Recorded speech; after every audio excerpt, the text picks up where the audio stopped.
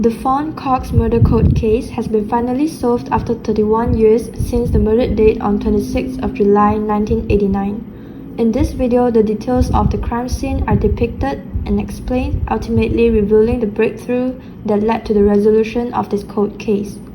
The crime took place at Fawn's home in Kansas City while she was sleeping in her second-floor room located next to a room shared by her two sisters, which was on the side of the house overlooking an alleyway.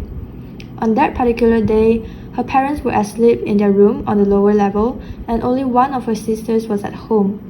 Their small home did not feature a central air conditioner except for the living room downstairs.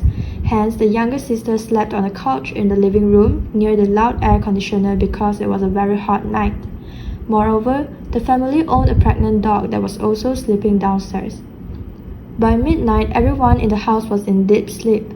The murderer entered the house around 1 a.m. by climbing on top of a dump truck belonging to the neighbors parked in the alleyway adjacent to the victim's home. Taking advantage of the heat, the killer crept into the open window in Fawn's sister's room, taking a nightgown from the younger sister's belongings.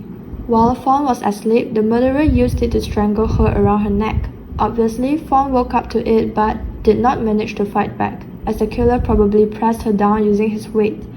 After this, the killer commenced raping her corpse. The dog barked during the crime, but the noise was ignored as a result of the dog's pregnancy, and the loud air conditioner downstairs masked the sounds from the upper floor. The discovery of Fawn's death was in the morning at 7 a.m. by her little sister and mother. Fawn's alarm clock went off and continued, but she didn't turn it off. Her mother sent the little one to wake her up and simultaneously followed to check if something's wrong.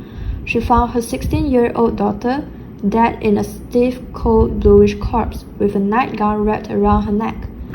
During the crime scene investigation, the police and investigators could not find any evidence pointing to specific suspects. However, they preserved the fluids left by the criminal, which is the evidence that solved the crime.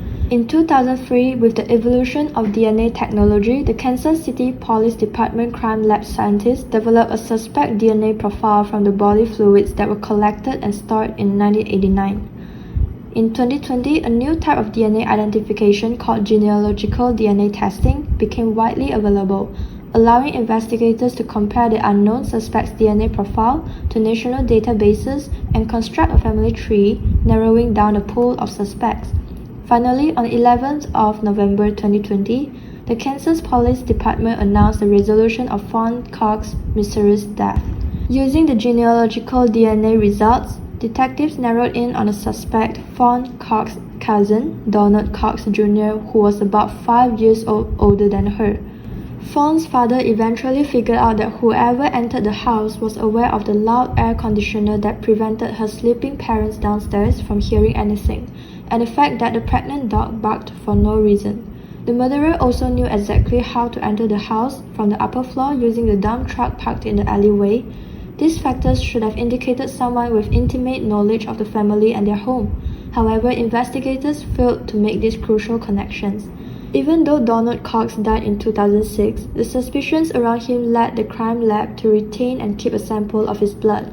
The sample was used in 2020 to extract his DNA and use it in the genealogical DNA test to compare the DNA profile from the body fluid recovered at the original crime scene in 1989. It was a match. The conclusive result revealed that her rapist and killer was Donald Cox Jr.